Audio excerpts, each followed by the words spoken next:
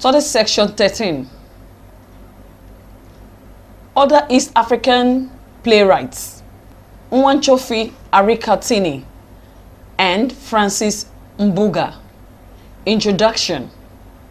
As earlier discussed in preceding lectures, the colonial experiences of most East African dramatists is a reflection of the socio-political conflicts of the time. In this lecture, we would briefly explore the feminist perspective in the person of Nwanchofi. Objective: at the end of this lecture, you will have a better insight into the ideological explorations of different East African playwrights. Contents: the imperialist experiences of most East African dramatists is a reflection of the socio-political conflict of that time. This is highly reflected in most of their works. There seems to be shared level of experience with their South African counterparts. The imperialist brutal regime of the past was adequately criticized by these crops of dramatists. The contemporary Kenyan drama is rooted in the people's traditional dramatic forms. However, to understand this, there is need to be conversant with the indigenous traditional drama as well as the social undercurrent that dominates these forms. At its best, Kenya traditional drama is utilitarian in nature. It has specific social functions to serve various cultural parameters. Drama has established itself as a tool of entertainment among the settlers community and as an agent of anti-colonial struggle among indigenous Kenyans. The 1940s witnessed the production of predominantly comedies ridiculing the Swahili spoken by colonialists, while the early 1960s reflected the social relationship between the British colonialists and the African Kenyans. However, a number of plays were written and produced in the 1960s. The Black Hermits, 1963, by Ngugi, is one of the earliest post-colonial plays in Kenya. Though not a masterpiece, the play captures the tension between traditional life and modernity, ushered in by colonialism. In the same vein, Ngugi's This Time Tomorrow, 1970, is a statement on the problem of urbanization in Africa.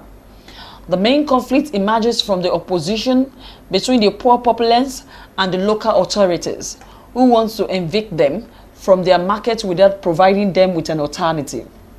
The 1970s witnessed the emergences of new Kenyan dramatic like Francis Mbuga, who wrote The Married Bachelor, 1971. Mbuga's earlier writings dramatized the tension between the rural and urban Kenya, recurrent motive in most of his writings. In fact, the expectation of the anti-colonial struggles are sharply contrasted with the current realities to express the disillusionment with the new order and to justify a replacement of the system of government. As such, Mbuga and his writings were seen by the local power that be as a formidable source of challenge to their leadership. To Mbuga, the slogans and demands that inform independence struggles such as Mau Mau have succeeded only in elevating a new ruling elite, merely replacing white oppressors with black ones. A look at Arikatini Nwanchofi's Mamei, 1987, a female playwright from the same region with Ngugi. The playwright speaks the mind of many African female dramatists. Besides, the urgency and militancy of the tone underscores the earnestness of the gender struggle in the play. In the play, as common of African female playwrights, men are portrayed not only as dominating women, but as exploiting and enslaving them. They are viewed as the stumbling block on the road to women's self-actualization. We shall never accept again. We swear to you to be exploited, where we were intensely exploited by the accursed colonialists. Together we fought to gain our freedom, Now we have our freedom. How is it you dominate us? 1987, page 3. This is uproar against male chauvinism in the Kenyan society. Nwanchofi believes that post-independent Kenya ought to give a place for women. The play, Mame, centers on the uses of domestic violence and divorce.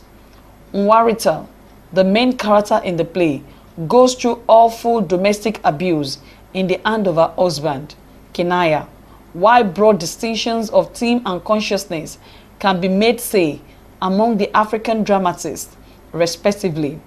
We get closer to a scientific analysis. Summary. Apart from Ngugi wa Thiong'o, Misa Mungo, Ibrahim Hussein, there are other established dramatists from East Africa like Nwanchofi and Mbonga, who alongside with Ngugi and Hussein portray the colonialist and post-colonialist reality in East Africa, importantly as influenced by their various ideological perspectives. End of study section 13. Thanks for listening.